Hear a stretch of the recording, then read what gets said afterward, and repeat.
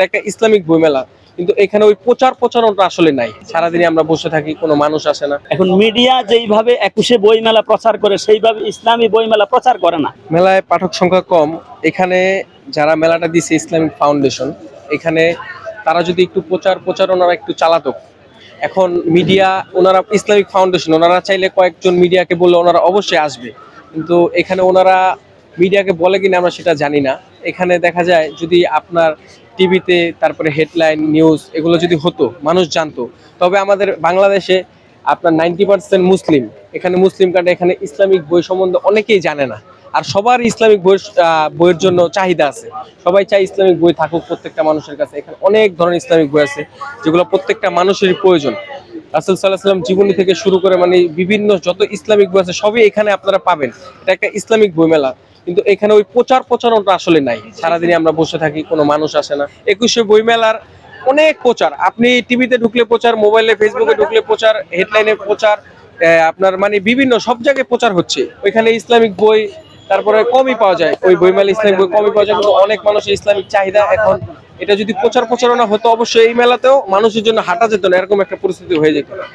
এটা আসলে হচ্ছে যে রমজান মাস, আর এই বইমেলা বেশ একটা প্রচার হয় না, যার কারণে পাঠক সংখ্যা কম।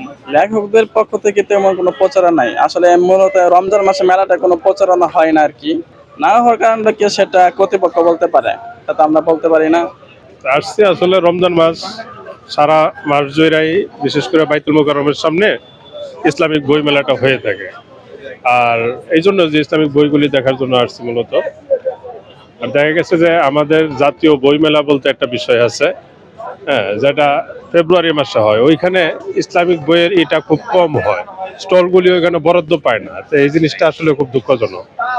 এখানে সবচেয়ে বেশি হাইলাইট করার যে বিষয়টা, এখানে আমরা যে মানুষগুলো জনসমাগম দেখছি, এটা আসলে এক্সাক্ট মেলার জনসমাগম বললে ভুল হবে। কারণ সবাই হচ্ছে এদিক দিয়ে হয়তো হাঁটতে পথে যাচ্ছিল, দেখতেছে যে এখানে বই নিয়ে কিছু স্টল বসা, ঠিক ওই জায়গাতে কৌতূহল নিয়েই আসলে মেলাতে আসছে। না, আমি আগে থেকে জানতাম না।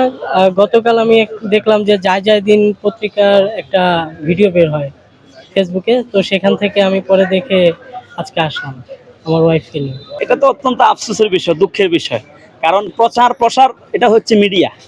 এখন মিডিয়া যেইভাবে 21শে বইমেলা প্রচার করে সেইভাবে ইসলামী বইমেলা প্রচার করে না, এটা আফসোসের বিষয়। এই জন্য আমি আপনাদেরকে শুকরিয়া জ্ঞাপন করি, শুকরিয়া আদায় করি। আজকে আপনাদের মতো যুবকরা, আপনারা ইসলামকে মহাব্বত করেন, ইসলামকে ভালোবাসেন, এই জন্য আপনারা ইসলামী বইমেলা প্রচার করার জন্য এসেছেন। আপনাদেরকে অসংখ্য ধন্যবাদ জানাই। দোয়া করে আল্লাহ পাক রব্বুল আলামিন আপনাদেরকে আপনাদের জীবনের মধ্যে বরকত দান করুন। আজকে তো বর্তমান আফসোস লাগে, 21শে বইমেলার প্রচার হয়, যত ধরনের বড় বড় মিডিয়া আছে, মিডিয়াগুলোর মধ্যে 21শে বইমেলার প্রচার হয়, কিন্তু কোনো টিভির মধ্যে, বড় কোনো চ্যানেলের মধ্যে ইসলামী বইমেলার প্রচার হয় না। এই জন্য আপনারা এসেছেন, শুকরিয়া, আমি অত্যন্ত খুশি হয়েছি। দোয়া করি আপনারা ইসলামী বইমেলার প্রচার করতেছেন, আল্লাহ তাআলা আপনাদের এই মিডিয়াকে আল্লাহ পাক রব্বুল আলামিন কবুল করেন। হ্যাঁ, আমি জানি, আমি আগে থেকে জানি ইসলামী বইমেলা চলছে, বাকি ব্যস্ততার কারণে আসতে পারিনি। আজকে আসছি, ঘুরে ঘুরে দেখেছি, অনেক ভালো লেগেছে।